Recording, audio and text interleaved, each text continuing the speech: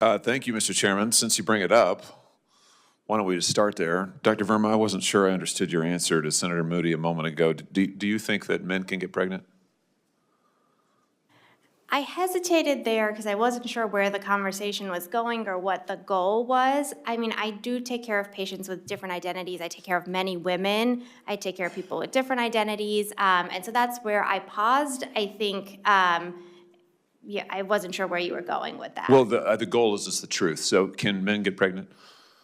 Again, the reason I paused there is I'm not really sure what the goal of the question is. The goal is just to establish a biological reality. You just said a moment ago that science and evidence should control, not politics. Absolutely. So let's just test that proposition. Can men get pregnant? I take care of people with many identities, but can men get pregnant? Many women that can get pregnant. I do take care of people that don't identify as women. That can men get pregnant? Again, as I'm saying, let me just remind you what you testified to a moment ago. Science and evidence should control, not politics.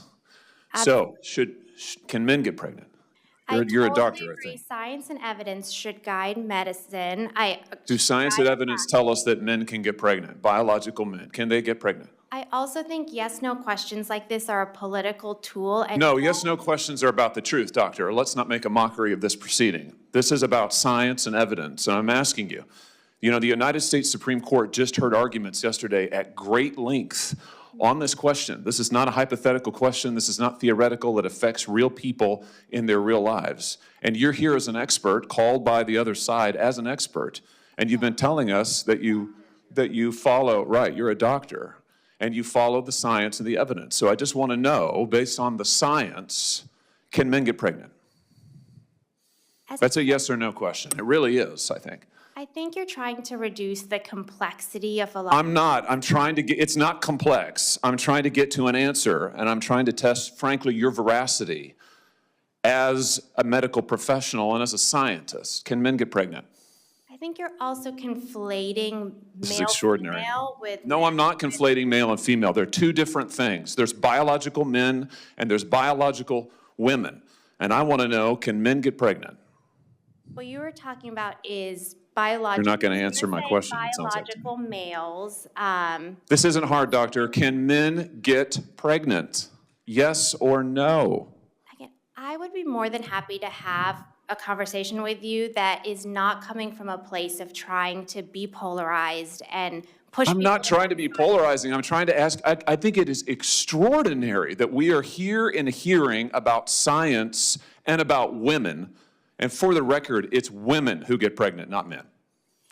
We are here about the safety of women and science that shows that this abortion drug causes adverse health events in 11% of cases. That's 22 times greater than the FDA label, another fact you haven't acknowledged, and yet you won't even acknowledge the basic reality that biological men don't get pregnant. There's a difference between biological men and biological women. I don't know how we can take you seriously and your claims to be a person of science if you won't level with this on this basic issue. I thought we were past all of this, frankly. I can't believe we're still here talking about this.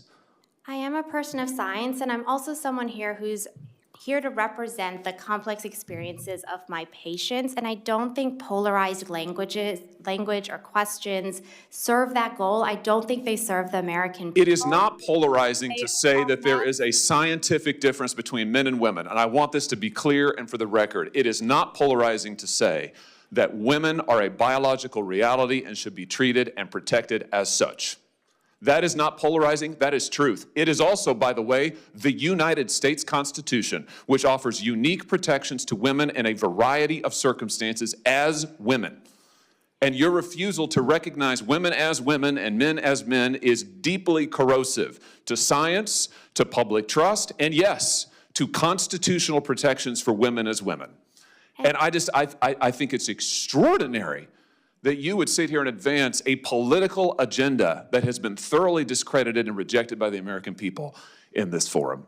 And I'm glad we had this exchange because it is exceptionally clarifying. It is also in many ways quite depressing. I see that my time has nearly expired. I just want to thank the other witnesses for being here. Thank you for protecting women and children.